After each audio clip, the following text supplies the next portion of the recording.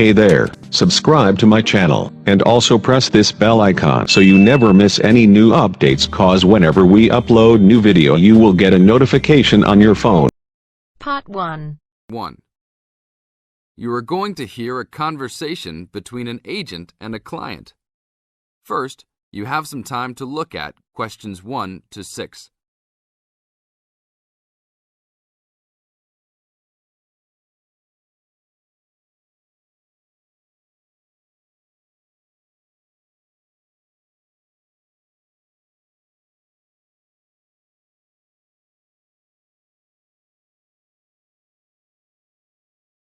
Now listen to the tape and answer the questions. Hello? Hi, good morning. Are you open yet? Yes, we are. Come in. Would you like to rent an apartment in the city? Well, kind of. I'd rather rent one near the harbor if possible. Oh, okay. Do you like the water? Yes, I do, but I actually repair sailboats for a living, so I'd like to be close to work. That's understandable. We all want to live close to work. Well, I think I have something near there. How many rooms would you like? Just one. I'm alone. But I would like to have an extra room for my dog. So you'd like 2 rooms and an apartment that accepts animals. Here's one. It's 1 block up from the harbor and renting for $445. How's that? That's perfect. Just what I was hoping to pay. What floor is it on? Floor? Oh, it's on the 12th floor. That's too high. I'd like to be on the 1st or 2nd floor so that I don't have to use the elevator. My dog, he's scared of them. Oh, well then, that's a little more complicated. Let me make a few calls. Okay, I think I found a couple more for you. Here's one that might suit your needs. How much? $395 a month. That's cheap. But it's only a 1-bedroom, a large one, but it's still just 1 room. Oh, well, regardless of whether the room is small, I still need a separate room for my dog. What else do you have? Then I have a 2-bedroom for $565 on the 2nd floor that is a little further away from the harbor. How far? About a half mile, and they accept pets. That's a little more than I had planned on paying, but I guess I could look at it. What's the address? 224 Williams Avenue, Harbor Square. 224 Williams Avenue. Got it.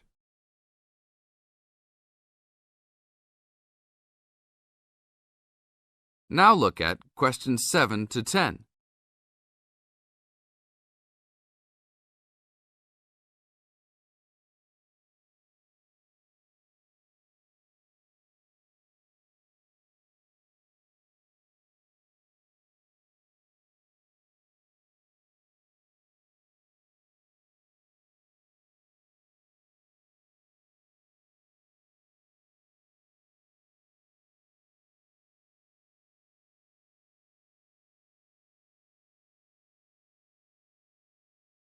As the talk continues, answer questions 7 to 10.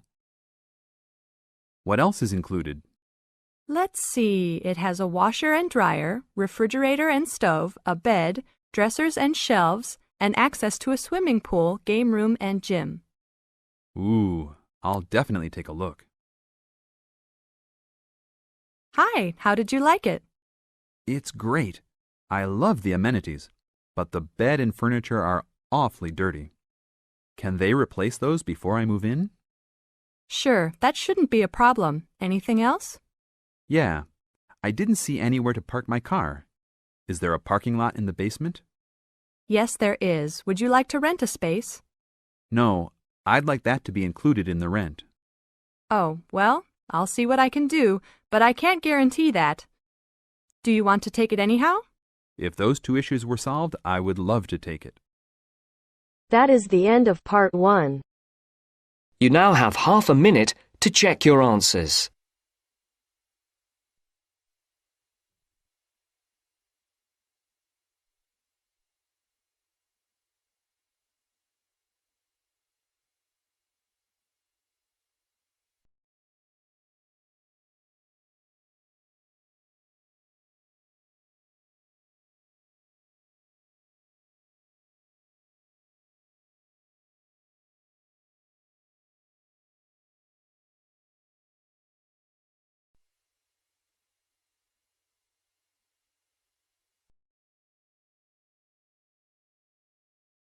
Now turns to Part 2. Part 2. You'll hear someone talking to a group of university students. First, you have some time to look at questions 11 to 17.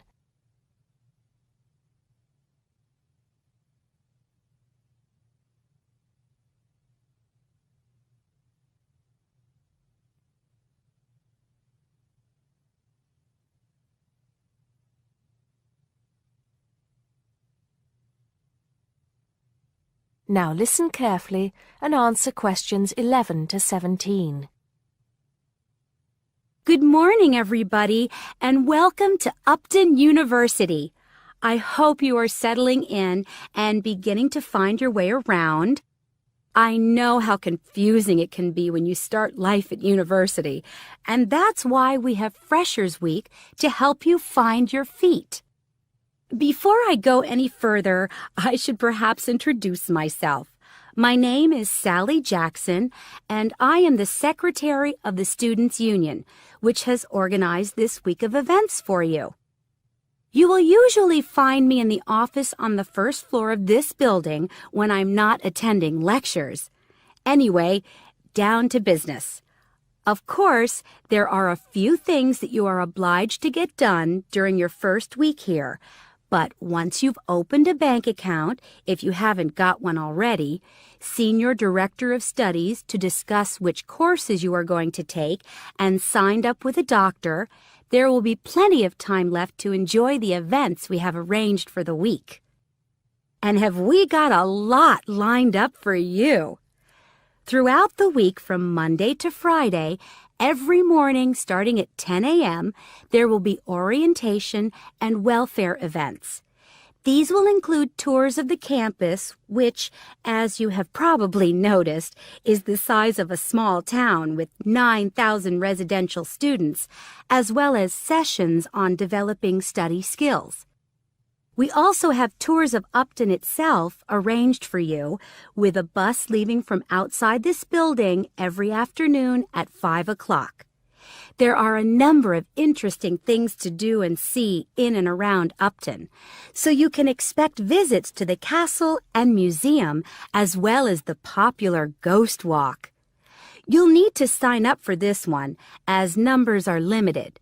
Just put your name on the list on the notice board in the entrance lobby. An important event is scheduled for Monday, that's the day after tomorrow, when we will be holding the academic fair. This is an opportunity for you to speak to students and academic staff about the courses that are on offer. The academic fair starts at 1 o'clock, by the way. There are a couple of other fairs that I think will interest you. First of all, we have the Societies Fair on Tuesday the 16th, which I think is an absolute must. You might not believe it, but the university has over 150 societies and sports clubs you can sign up for, so you are sure to find something of interest to you. That also starts at 1 o'clock, and it will be here in the Union Building. Also in this building is the Trade Fair on Wednesday from 2 until 5 in the afternoon. This one might sound a bit strange because you will find a load of banks and other businesses here trying to get your custom. You will find plenty of bargains and, best of all, a lot of the businesses give away stuff for free. Before you hear the rest of the talk, you have some time to look at questions 18 to 20.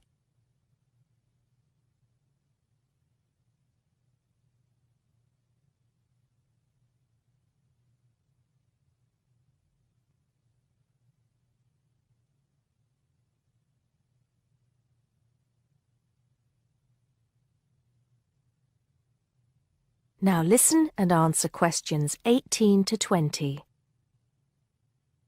We've also got a great entertainment program lined up for you, starting tonight with our welcoming party.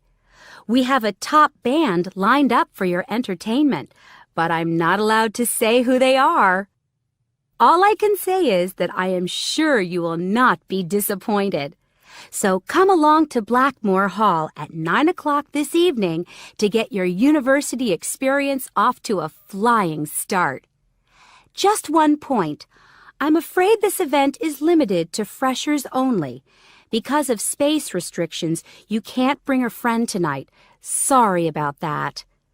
There's more fun and games on Monday in the Cotswold Theater here on campus. We have booked two of the cleverest comedians in the country, Paul Frazier and Jenny Brown, for a 3-hour show. Paul has assured us that he and Jenny have packed the show with new material, and as they always get rave reviews for their shows, I think we can look forward to an evening of great entertainment. That's in the Cotswold Theater on Monday evening at 7:30. Moving along a bit, on Thursday there is an important date for your diaries. This is the official Freshers Opening Ceremony, when the Dean welcomes you to Upton University. So remember, Thursday the 18th from 2:30 to 3:30 in Blackmore Hall. You certainly should go to this one, and by the way, light refreshments will be available. At the end of the week, on Saturday, you have the chance to dress up in your smartest evening wear for the official Freshers' Ball. Actually, although it's called a ball, it is quite a relaxed affair, so we are more than happy if you turn up wearing jeans and a t-shirt. The important thing is to relax and enjoy yourselves. Time and place are the same as for this evening's party. Blackmore Hall from 9 in the evening to 3 o'clock in the morning. Right. I think I've covered the most important and exciting events we have lined up for you, but there will be plenty of other things going on throughout the week, so remember to check the notice board in the entrance lobby regularly. Enjoy the rest of the day, and I look forward to meeting as many of you as possible this evening at the welcoming party. That is the end of part 2. You now have half a minute to check your answers.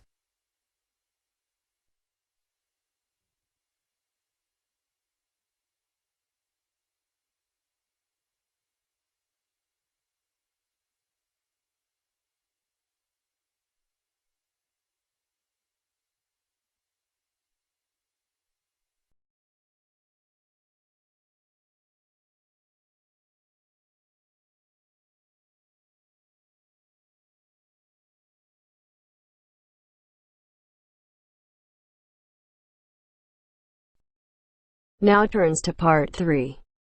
Part 3. You will hear a discussion between two work colleagues and their manager about the restructuring of their company. First, you have some time to look at questions 21 to 25.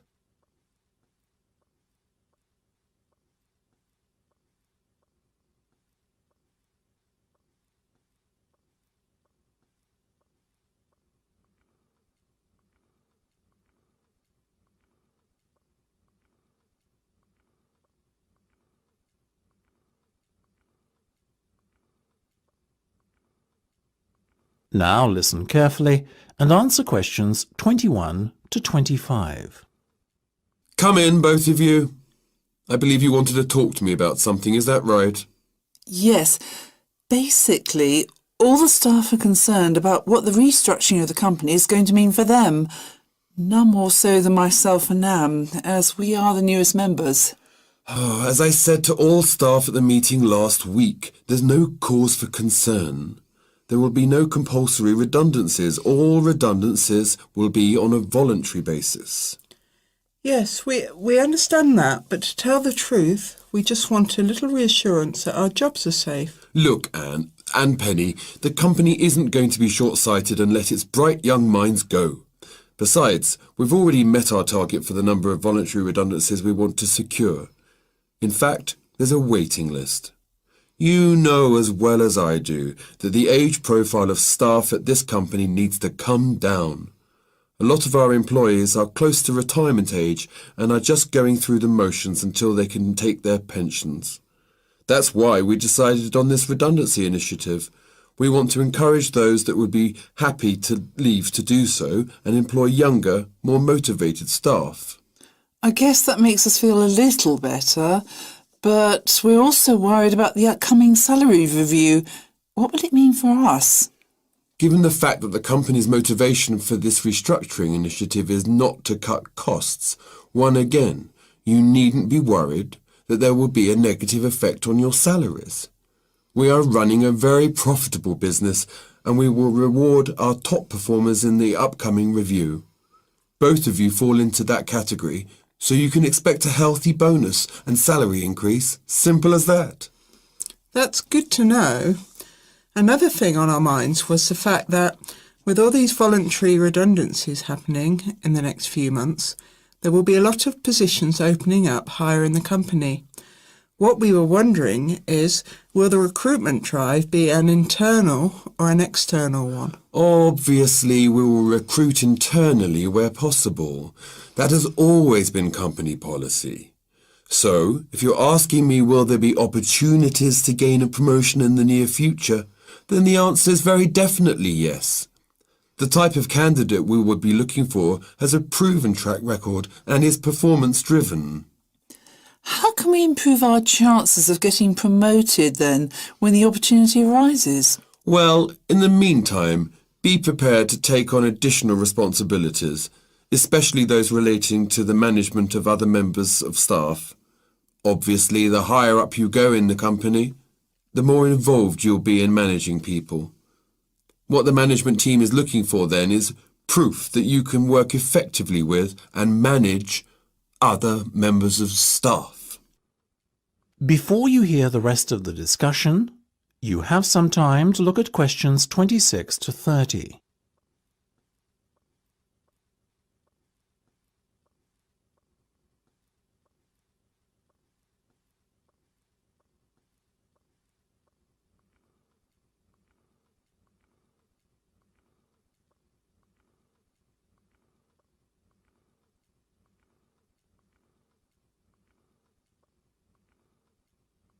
Now listen and answer questions 26 to 30. One more thing. Go on. This project you've given us to manage, is it a test of our abilities? I guess you could say it is a test of sorts, but look at it more as a chance for you to prove yourselves. Actually, now that I have you both here in private, can we talk about that a bit? Of course. OK, Penny, let's start with you. Has the timescale been agreed yet? Yes. You said we have a total of 8 weeks to bring the product to launch. So we've decided to allocate 3 weeks at the beginning to product research and prototype testing. Very good. Then after that, we are going to spend a further 3 weeks formulating our marketing strategy and doing some research and testing on a sample of the target market itself to get some feedback. And presumably the last 2 weeks will be devoted to the launch? Exactly. Now, let's talk estimated costs. Well, you've given us a total budget of £100,000. Of that, we're allocating 50% to product development and testing, a further 25% to marketing, and £25,000 will be spent on the launch. Penny, give me a breakdown of the launch costs, would you? Sure. £10,000 will be spent on hiring and decorating the venue, £10,000 will be spent on promotional work, and the remaining money will be used to pay for catering and administrative costs. I'm very happy with that, to be honest. As I said, you guys should stop worrying. You're doing a fantastic job, so keep it up.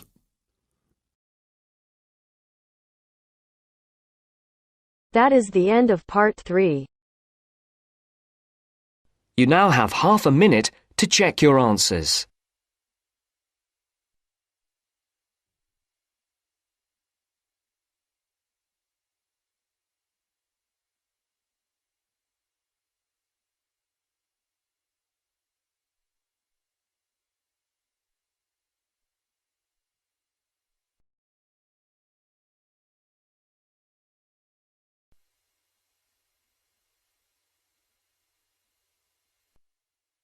Now turns to part 4. Part 4. You are going to hear a lecture about the geographic information about Australia. You now have some time to read questions 31 to 40.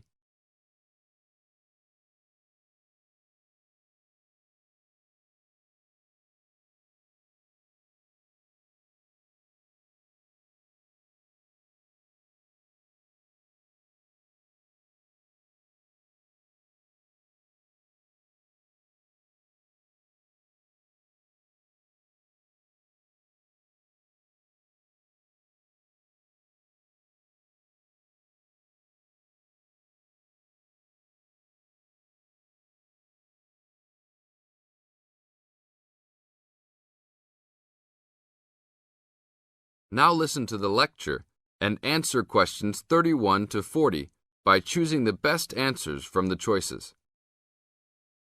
Good morning, everybody. We'll continue to look at Australia, and today look at one of its greatest natural challenges, water for the agricultural sector. As the only nation to occupy an entire continent, Australia has a unique environment, with much of it very flat and dry. One notable feature of the Australian continent is that it is the lowest of the continents. The average elevation is less than 300 metres, compared with the world's mean of 700 metres, and its highest mountain is only 2,228 metres, so it is overall a very flat country. It is also dry. In fact, Australia is the driest, after Antarctica, of the continents. Yet Australia has extremes of climate and topography.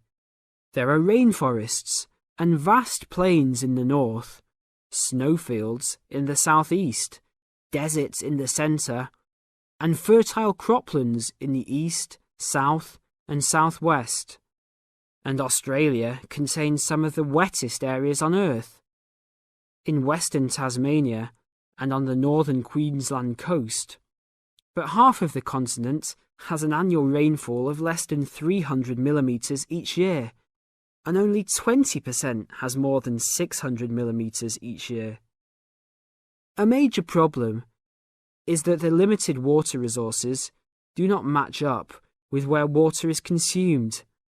The major water resources are in northern Australia and Tasmania, whereas most of the agriculture and people are in southeastern mainland Australia. The agricultural sector is the largest consumer of both self-extracted and main-supplied water, using over 70% of total net water consumption. Electricity and gas supply and water, sewerage and drainage services use notable amounts of self-extracted water. However, net consumption in the household sector is the lowest, just 8% of total net water used. Australia's water use increased by 25% over the decade between the mid-1980s and mid-1990s. Much of this increase was due to irrigated agriculture, which, as noted earlier, accounts for over 70% of national water demand. Since the mid-1990s, the growth and profitability of irrigated agriculture has outstripped the dryland agriculture sector. Irrigated commodities contributed almost a third of total farm exports in the mid-1990s. The results of a special government report in 2000 showed that if today's water use arrangements continue, the water needs of the rural industries will outstrip water availability by about 2020. Irrigated agriculture, Australia's major water-using sector, would be seriously affected by the shortfall. And although groundwater underlies large areas of Australia, it accounts for only 4% of water use. So, clearly, apart from water for households, which mainly comes from dams or rivers, it is the rural sector where efforts towards water conservation are particularly directed. In this sector, the largest consumers of water are the meat and wool industries. One of the major problems in considering sustainable agriculture is the large amounts of irrigated water used to produce these products. Some of the crops, such as wheat, maize, and soybeans, also use a lot of water. Furthermore, many crops are grown in dry areas, where up to half the available water evaporates from the soil surface or seeps down too low into the ground for the plant roots to reach it. Well, that's all we have time for this morning. You will be able to do further study on this topic in the library, and I have a handout here with references for those who want to come out to the front to collect it.